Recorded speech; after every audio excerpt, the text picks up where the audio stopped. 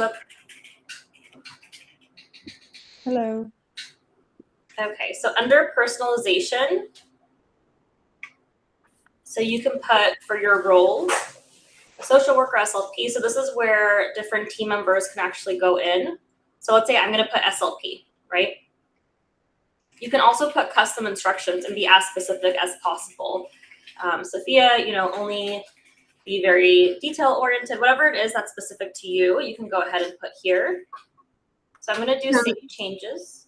Let me ask a question. With that customization, is that for like the overall report? Like how general or how detailed are you supposed to get? Like just an overall, this is how I talk, or specific in when you go into my template, this is what I want type of things? Good question. Yeah, so I could start and then I'll turn it over to Ed. I'm going to answer from the school psych side. So when we go into personalization, I like to make it as specific as possible for me. So I do an overview because I'm thinking I'm using Sophia in the chat feature, and I'm also using Sophia to, report right to. So I would say an overview of how I want Sophia to speak. Do I want her to be super detail oriented? Do I want her to have a certain tone when she talks? So that's how usually I put it for myself. Just think like an overall, like when you're using the platform, how do you want Sophia to be? And then as you're getting that output too, you can also kind of go back into the settings, it's in personalization, and then continue to customize to whatever works for you, because maybe you find that a certain tone doesn't work. But that's always here for you too. And I think this is a great feature. So I wanted to show. Do you have examples of those anywhere? Like that people can just like start off with, here's a really good general example for a school psych, and then they can go in and continue to tweak it for them since it's a new feature? I wrote mine in the chat. All mine says is please write in a strengths-based way at all times. So that's my only guidance I put on mine. Well, and I think Byron said something once that I try to use, and I lost my sticky note about speaking in a natural human voice or something like that. Yes, we have he did a whole article about how to make, when you're doing report writing, how to make it less robotic, if that's something that you need, and we can share that too. Leslie or Lizette, if you could pull that up. I know that's on our website. But I would say it's so specific to everyone. I know Byron has like he has like a custom output that I could try to see if we could get from him. When I would do mine, I would also just make it strength-based. Sometimes I would make it parent-friendly, make it easy to understand, make it very transparent. I always would keep mine very short. So I would say make it succinct, make it salient, make it parent-friendly, and make it strength-based. And I find just the more direct that I am, the better the output is. So it's so unique to everyone. I have some psychs who, when they're in the personalization, they have really long paragraphs, and that's what works for them. And I have other team members who are similar to me, and they just put like a sentence or two around, make it just as succinct as possible, make it straight to the point, and make it parent-friendly. And they find that that works for them. So I think any of those would work. It just depends on sort of your report writing voice and what works for you within the platform. Okay. Ed, anything that you want to share? Yeah. Okay. So there are a couple of things here that I think are worth knowing. So with respect to custom instructions, right, you want to think about that because it's going to apply to all the chats. It doesn't apply to tools, but explicitly applies to chats. So we're going to be working on unifying a lot of this because it's kind of disjointed right now between custom instructions, Sophia knows, and task templates. And so you'll see like some of that rolling out towards the end of summer, trying to make it easier and simplified. Like the goal at this point is like, how do we simplify as deep as possible? And so like to me, that's where it's best used, right? Like it's where it's going to be the best thing to put there are going to be like, are going to be the guardrails around how you want Sophia to respond. Right, because it's going to apply to everything discriminately or indiscriminately, I should say. It's not going to differentiate. So if you're going to say, hey, I only want 3 columns in my tables, it's going to literally make all of your tables 3 columns and potentially overwrite your own defaults in your prompt because these are superseding instructions. Okay. Okay. Let's see. So, I'm trying to think. Did that answer that? Yeah, I think it's gonna be playing with what things I want in there. But I think the other piece of it was you had mentioned it, like chat versus tools, right? So Yes, let me show you really quickly, and we'll go slow. So once again, for different team members that you know, we'll go into personalization, and I'm gonna make it for the role is gonna be SLP. So I'm gonna click Save Changes, and this is what's really cool. So then I'm gonna go into Tools, and it's gonna be specific to the SLP. So these are all tools that are great for the SLP. So it's going to shift depending on the role too. And then you can also, if you want to highlight which tool that you like.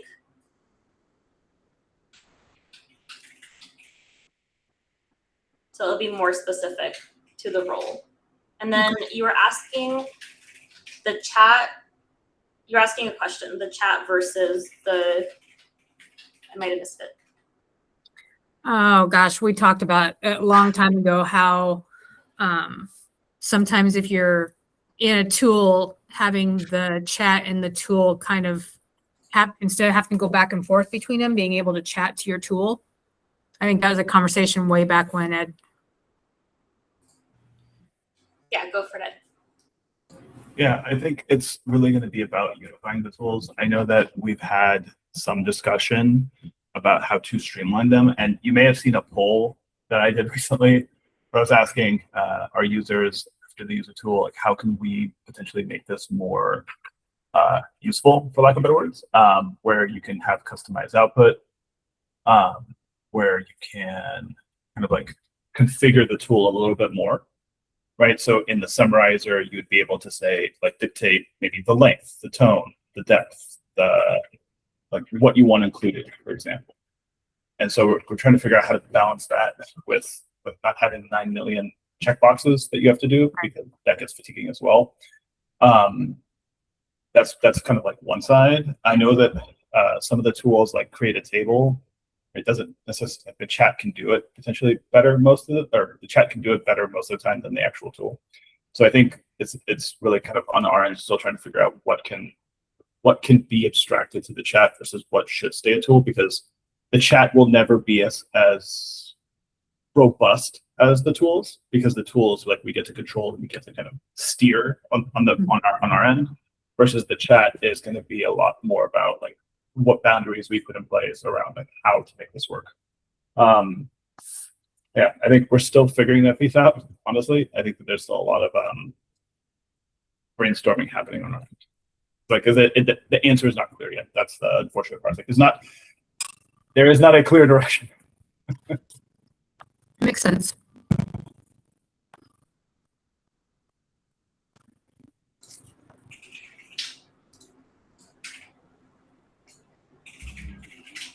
And Amy, oh, no, go for it, Byron.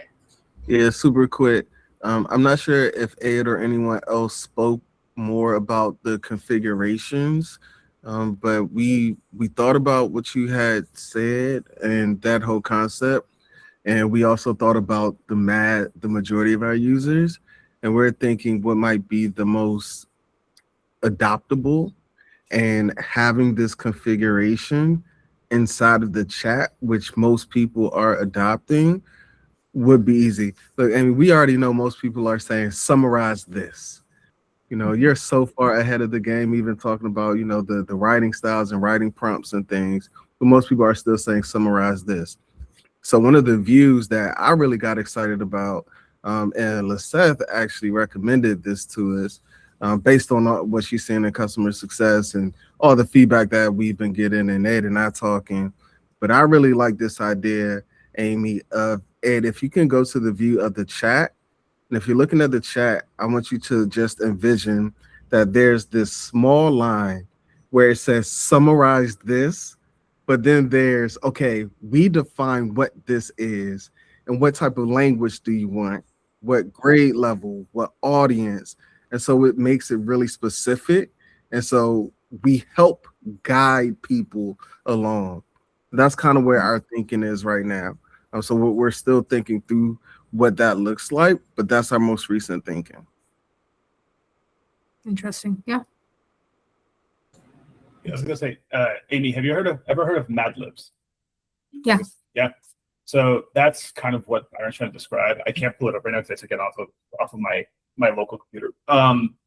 But basically trying to collapse the tools and all the configuration options into a Mad Lib style, where it's like, I want to create a summary for blank that has this length, that has this tone, right? And so it's easier to configure because you can read through it.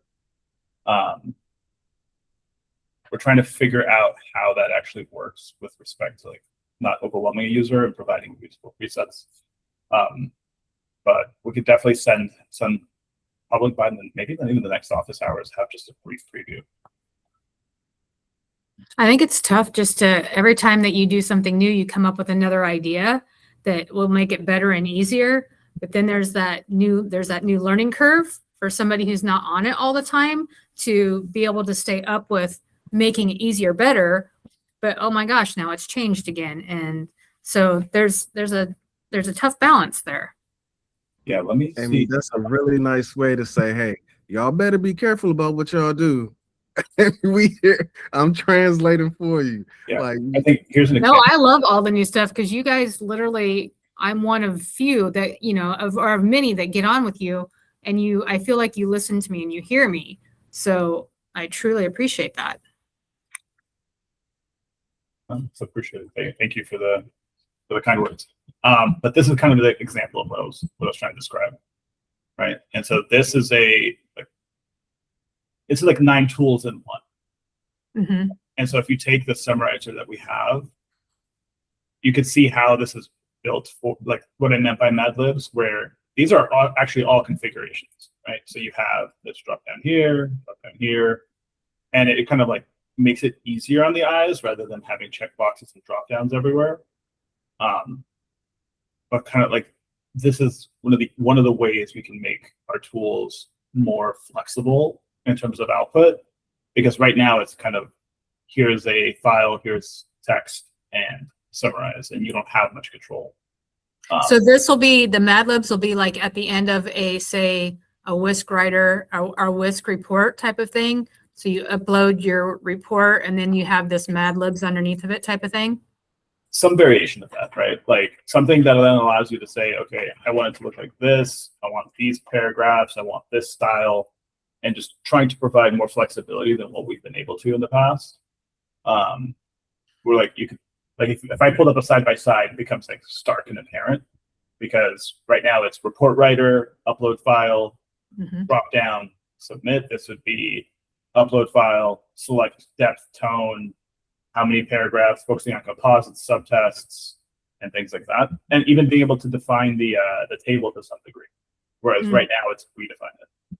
And so trying to move away from such rigid configurations, because that doesn't provide the usability that people need.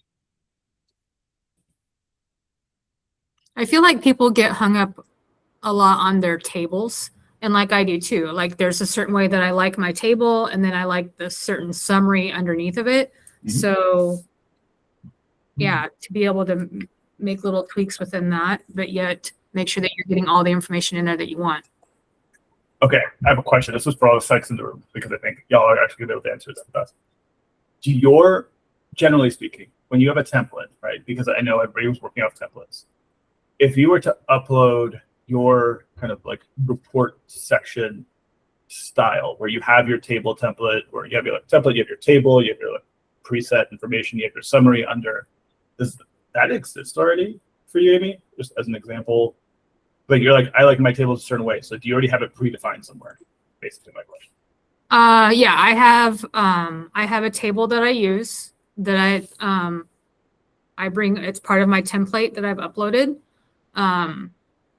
And there's been a couple times there's some inconsistency or either in the output or the way that I ask it to do something, but like it'll shoot me out the table for the WISC or the KTEA. And I think I was in the chat, I said, utilize this table instead, and it rearranged it for me, but then I've never been able to get it to redo it again. So I'm not sure if I inputted it different somewhere else. But then it's more, for me, it's more the output that I get, the explanation that I like to have a certain way. And after one of the trainings, I went in and created a prompt to get the output that I wanted, that I have to put in each time. And if you were able to kind of get away from having to put in the output and like kind of define this, a preset in this case for like Amy's paragraph style, where you were able to like open a tool, select the preset, dump your information, and hit submit. Would that be easier? That would be really nice if it could be an example, or even somewhere within the personalization. Like if like under the personalization, there would maybe be a box of how to summarize a achievement table. And I could put in, like, I think there's one that Byron taught us how to do a prompt for getting that, like what you wanted. And so I've created a prompt that I can maybe put my prompt that was saved in my personalization component. Okay. I have some ideas. Okay, that's helpful. Like, I think the goal is to make it easier, less clicks, less typing, more doing literally anything else. Yeah.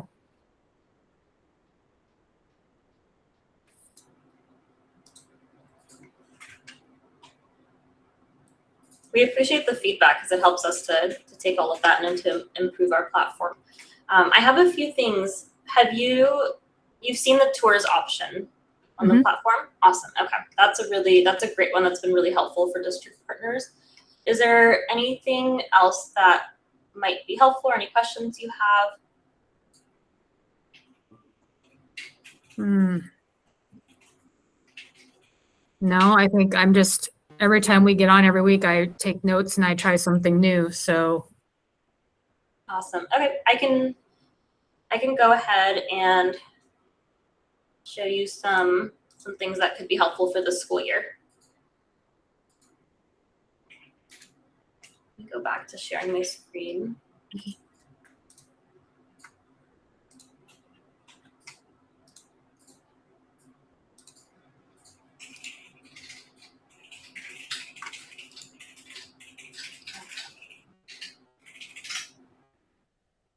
Are you able to see my screen okay?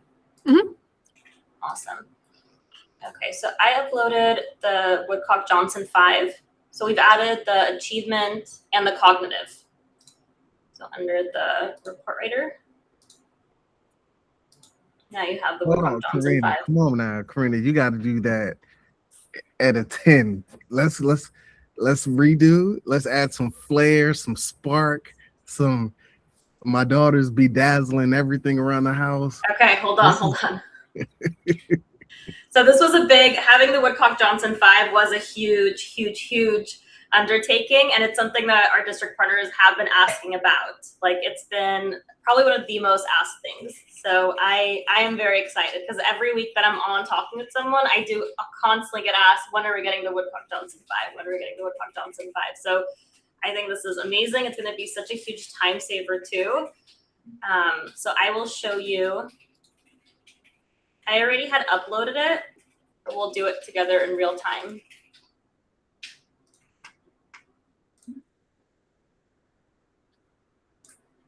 So here is Landon's score report. Everything is obviously redacted. I'm going to let it do its thing. Are you all planning to get the WJ5, Amy, in your district? Not this year.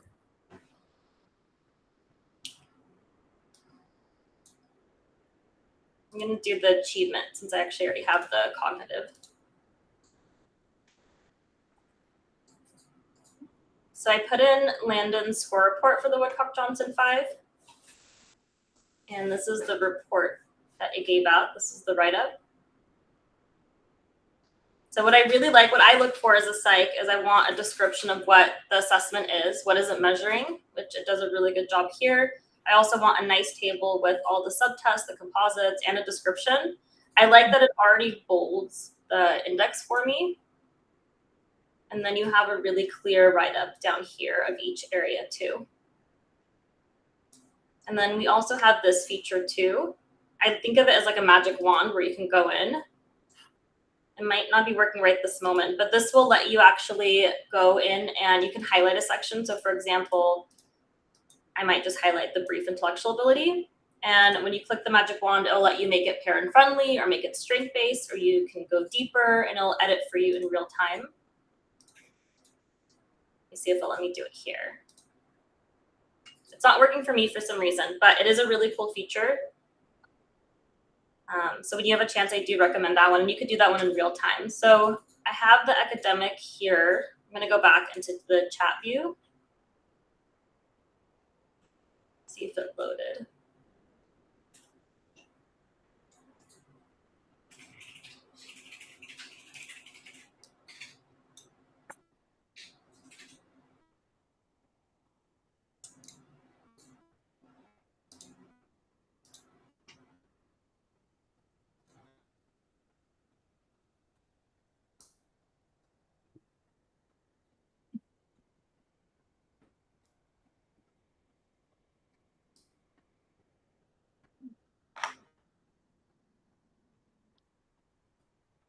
I'm going to try uploading it one more time.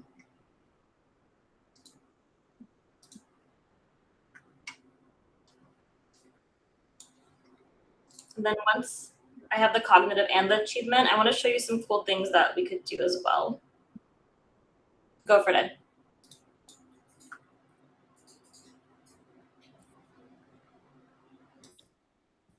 I was going to ask, can you make your window like increase the length? It looks like a squished hamburger right now. Mine? Yeah.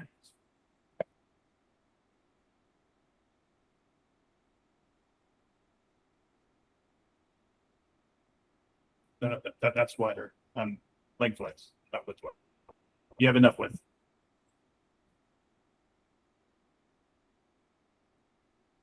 For me, it is. I feel like I could breathe.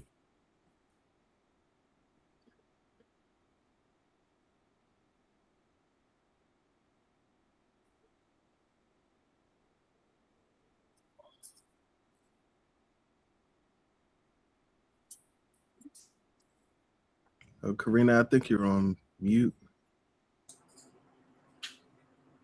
Can you hear me? Yes, there we go. Awesome.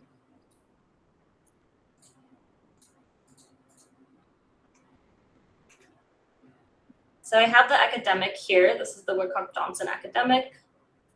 And similarly to the cognitive, I'm always looking, does it have a good description of what the measure is, the subtests, and then a really clear write-up at the bottom. So now that we have both the cognitive and the academic, I'm going to show you some cool things that we could do. So I'm going to put this prompt in. And it says, now based on the scores within this thread, turn this into a parent-friendly email I can send to the student's parent that provides an overview of the most important findings, what it means for their child, and how they best learn, and what we're going to do based on the findings to support their child. It should be centered on factual findings while providing hope for the future. I like that last one. And Amy, this, I know you're not using the WJ in your district. Well, let me rephrase, and that was a good question Leslie asked while that's running. Are you all not using the WJ5? And are you all using the WJ4 still? We just have not bought the WJ5. We've got, everybody's got their kind of preferred platforms, and we've got one psych that likes the WJ. So he's still using the 4. Okay, got it. So this applies to any assessments that you're doing. So, yeah, and this was a prompt that we came up with, so we can drop that prompt inside the chat. I think it's a really, really neat one that you could use. Yeah, so you're able to use that with any measure, as Byron was saying. So this is the output that it gave me. Dear parent guardian, I hope this email finds you well. I'm going to share the results of Landon's recent Woodcock-Johnson test of achievement and to discuss how we could best support his learning moving forward. The assessment provides valuable insight into Landon's academic strengths and areas where target support will help him thrive. And I just have to say, this is incredible. Like, I know for me as a school psych, being able to send something like this, it's succinct, it's clear, and I think it's straight to the point, because I know with parents, and I'm sure you've seen this, Amy, it really comes down to what does this mean for the student? How we support the student, and it gives you really clear supports, small group phonics-based instruction. So this is taking from the assessment measures that we put in, And obviously, as a school psych, we want to go through, read everything, make sure it sounds good. But I think this is wonderful because it really kind of boils down to the most important things. Any questions on that, or how do you see yourself using this maybe with other assessment tools that you think would be helpful? I'm not sure if it would go with what this question was, but while you're showing me this, I came up with a question in my head. I went back to when we start incorporating like the SLPs in other people's reports, will there maybe be a button or something that says, or maybe just a prompt that says, now triangulate all of this data? Can't hear you, Byron, but I'd like to face. My brain was rolling. He was thinking in real time about it. Yes. I think in facial expressions too. So I love the idea. And then I was thinking, do we have something like that already? I do have some prompts. And then Ed and we came up with the concept to where we actually did that. Ed, I don't know if we could just give Amy the prompt. Let me see if I could track that down, because basically it gets at summarizing the results across all providers. So it triangulates that data. Let me see if I could track that prompt down. The short answer is yes, because you're just using natural language to tell it what you want to do. What Ed and I were hoping to do is each provider would upload, as an example, their finished report, and then click a button, and then it gives you a summary for each provider, and then it gives a total summary as well. Let me see if I can track down that report for you though, or that prompt for you. Amy, I'm curious, what made you think of that? That's a really neat idea. Because, I mean, that's one of the things we're supposed to do is, triangulate the data to figure out educational needs and what we're going to do. But because of time and just the way that our lives run, it's so segmented that I don't think, I can open up a report and I know I can go into an OT and know what I'm looking for, but it's not parent friendly. Parents don't know what they're looking at. And that's why when Karina did this email, I'm like, okay, parent friendly, bringing it all together. Now what? Because you're asking, how can we cohesively explain all of the findings together, right? What the SLP did, what the OT did. I have done that before. I will just use the chat feature. So sometimes I'll go in and take what the SLP did and I'll use like a summarizer. And I'll sometimes even put in chat directly and say, give me the main, like when you're looking at the findings, tell me the main top strengths and weaknesses of what this is trying to say. And I'll kind of do that for the SLP and the OT. And then when I take my findings, I kind of will just create like, based on all of this that you're seeing, tell me what this is cohesively saying about the student. Define the top strengths, the top weaknesses between me, the SLP, and the OT. Yeah, like Leslie said, like a multidisciplinary summary. I use this for the previous study evals as background only presently. Leslie, have you used this when you tried to get the data, like a really good cohesive summary? So basically I'm taking like a previous SPED evaluation that might have like OT, speech, etc. And I'm feeding it the whole PDF and basically having it do kind of two, and it does a really nice job of taking, 40, 50 pages of data and putting it into 2 paragraphs, I think. And Leslie, what prompt is that? Oh man. I'll write it in the chat because I'm like, I don't even have this saved. I'm terrible at saving my prompts. Ed always looks at me and he's like, what are you doing? I know. Yeah, that's why I was wondering if there's if you guys, I haven't gone through lately, but if there's like a page that you guys have of like, here's our favorite go-to prompts. Because right now I'm going back and forth and I'm creating a Google Doc, trying to pull some of your prompts from the chat, but here are our favorite go-to prompts for this type of thing. And then you can always tweak it on your own. There is a really good one. I'm gonna put this in the chat of how to use Sophia as a thought partner during evaluations. I just sent it.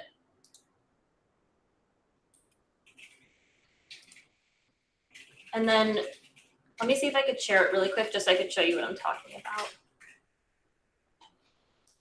I know Byron went over this one before. So this is what I just dropped in the chat, using Sophia as a thought partner during evaluations. This one has some really good ones to start. Sophia helped me understand the referral. So here are just some examples that you could put in.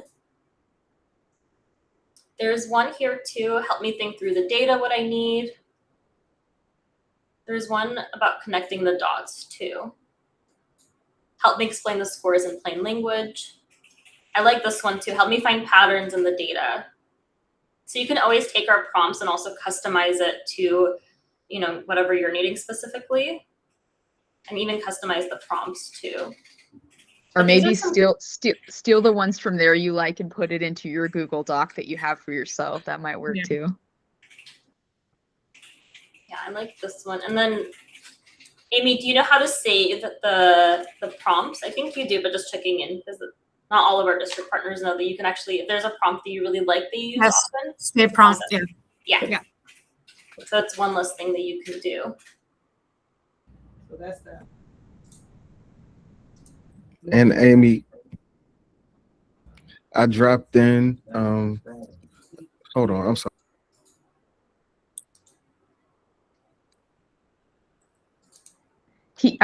He dropped in the chat a resource that's called the Summarization Prompting Guide as well. Fabulous.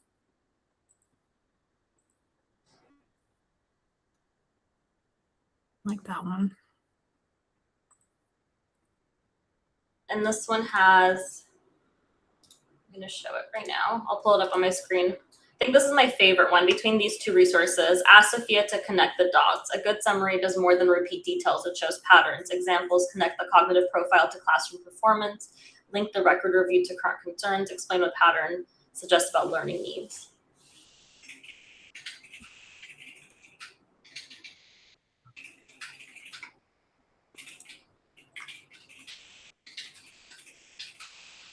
I might show one of the prompts.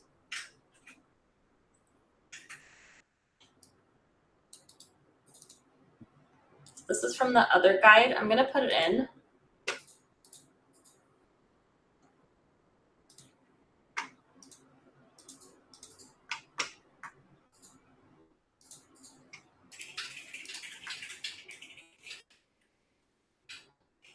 This is from using Sophia as a thought partner.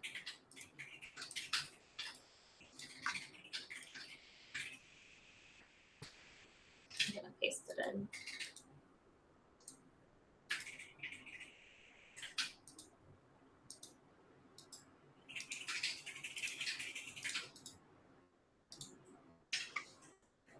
So Sophia, what information should I collect to better understand the student's needs? Include records, interviews, observations, rating skills, and academic data and other useful sources. So that's a good one too that you can use. So you kind of have a good list of prompts just to get started. Is there anything specific in regard to the prompts that would be helpful for you, maybe that we haven't covered? No, I don't think so. I think just every time we talk, somebody has another really good one that they put in the chat. Yeah, I'm going to share the workflow with you too. Let me show it up here. I use this one with district partners a lot, the workflow prompt guide. This actually has been my go-to. So a prompt is one instruction. A workflow is a repeatable process you can use to move from rough information to clear thinking. So this one has been really helpful. So how to go from score report to meeting prep. So we can try this one. I'm going to drop it in here. Help me turn these score results into 3 to 5 key points I should explain during the eligibility meeting. Keep it accurate, clear, and understandable for non-specialists. I think that's really key too.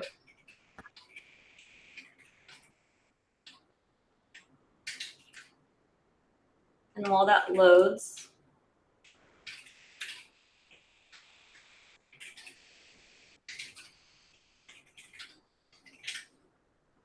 Karina, as you were going through this, I recognized, Amy, we have so many different prompt guides. And I was in a phase where I was just cranking them out and sharing them. And now I'm realizing it might be a little disjointed and fragmented. So what I'm going to do, I might combine all of them into just one, the ultimate prompt guide, and then create a really thorough table of content section that allows you to sort, and it'll include like my favorite prompts, my writing style, um, the workflows and everything, and categorize a bit better. So I'll release that shortly. I like that. I will say, so while Byron's working on that, the one I find most, all of them are really helpful. The one I really like that I've been using with district partners a lot too, is using Sophia as like a thought partner, but also the workflow. I find that the workflow is very helpful. Another one too, let me go back to the workflow document. And I've walked through this with district partners before. So pattern, not test by test, move from separate scores to a clear pattern of strengths, needs, and school implications. This one has really good ones too.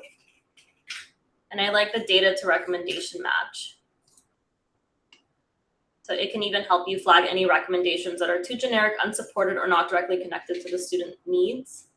So I find this kind of helps move just from like prompts that maybe you're using for a report to actually helping you with all the different like functionality of being a school psych, prepping for a report meeting, getting like really good recommendations. So there's a lot of good resources here. We can even help to find the weak spots. So this one I really like a lot. I'm gonna put, now give me specific edits I should make section by section to strengthen the report without changing the facts. So I'm gonna put that in, and then let me share.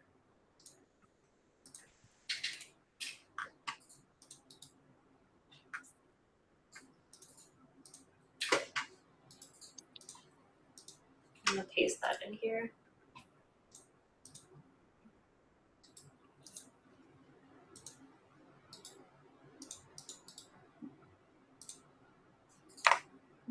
So I put, give me specific edits I should make section by section to strengthen the report without changing the facts. And I think once you have like the full multidisciplinary report in here, that's super helpful too.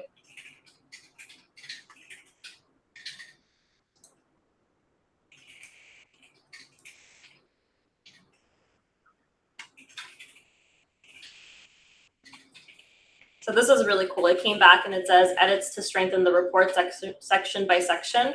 So right now it's only basing it off the data that I gave it, which is just the cognitive and the achievement, but already it's telling me what I could do to strengthen the report for each section. And then overall structural suggestions as well.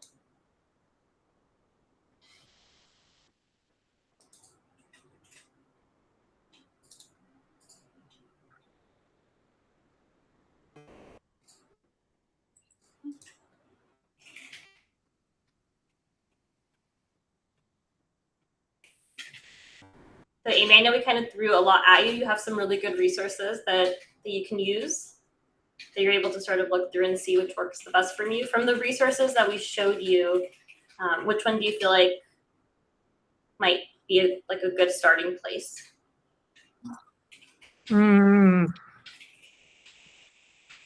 Like I want to play some more with the personalization pieces. Yeah. That. So it's an overall. And then I'll work some more on my prompts. That's a really good place to start.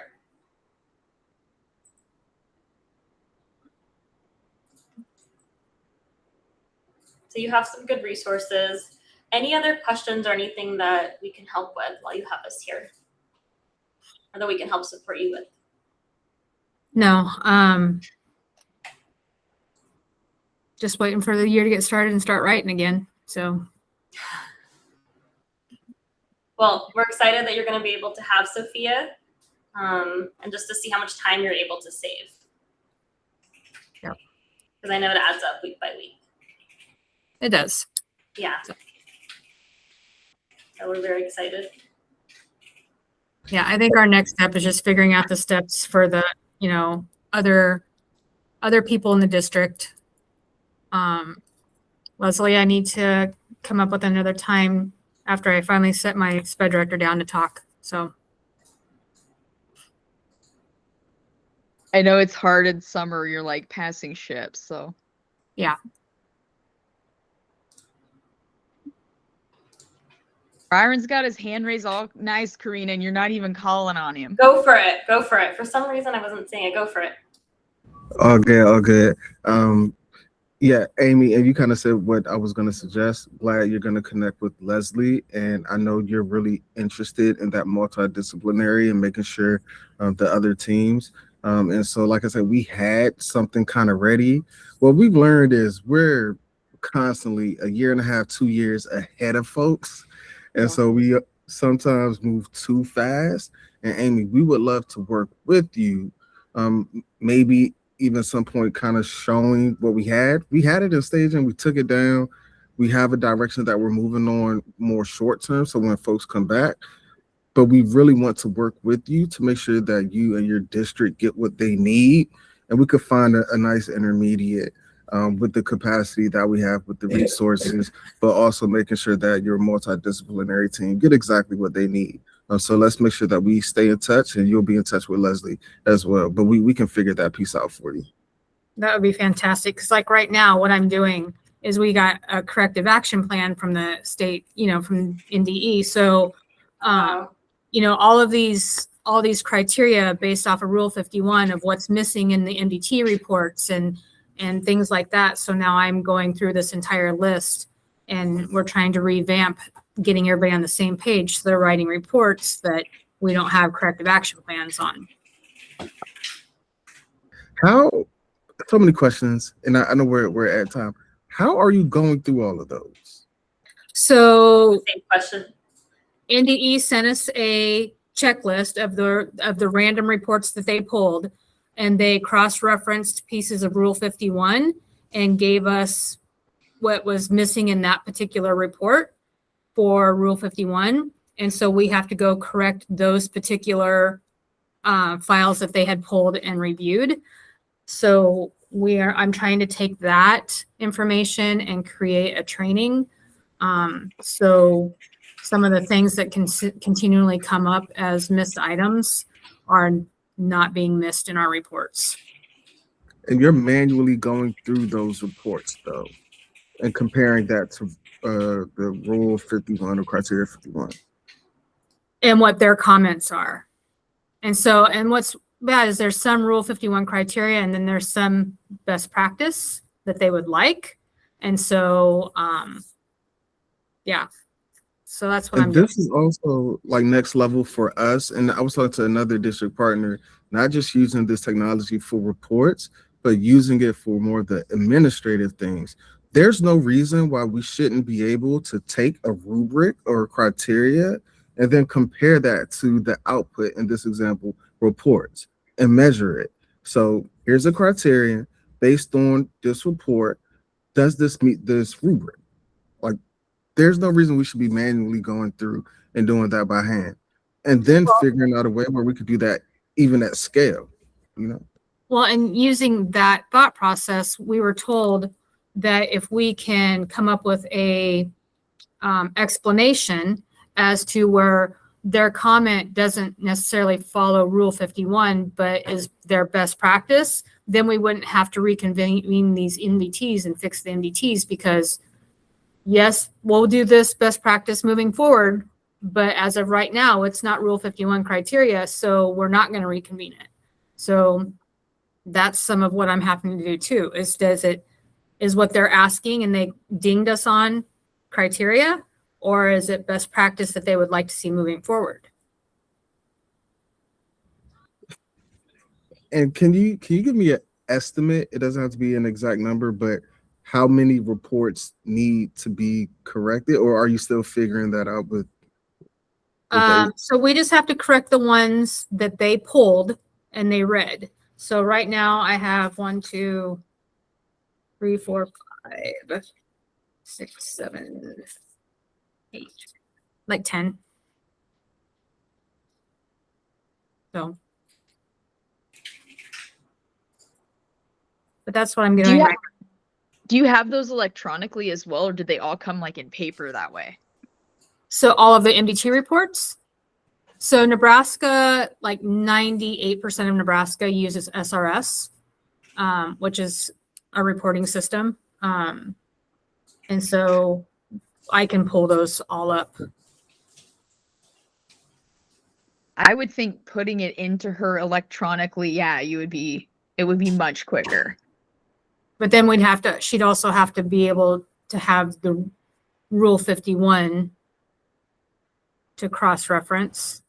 So she That's does. right. She's right. preloaded with all special ed laws, like from all the states. So I just asked her, "Do you know Rule 51?" And she's like, "Here you go." And so I think she would have that background because I've done that before, like using this state's law, tell me X, Y, and Z, and it's pretty good. Okay. Yeah, So it gets, like Leslie is saying, good knowledge. We will want it to be deeper and very precise, so it's consistent. And every time it knows to go back to this source material. But this is where, like, being in thought partnership with this, above and beyond report writing, we will be able to support you in that. But let's stay in contact. Absolutely. We're here to be a resource and support for you, Amy. Appreciate it. Thank you, guys. This was a lot of fun. I like the whole one-on-one thing. Yeah. And you'll get a lot of that personalized support too. As you see, our team is very hands-on. You know, you're not just getting the platform and then left to figure it out. You get a lot of hands-on support. All right. Yeah. Well, fantastic. You guys have a great rest of your summer, and we'll see you at next one. You too. Take care, It was Amy. great seeing Always you, good Amy. to see you. Bye. Bye, guys. Real quick, can we stop recording? Yeah.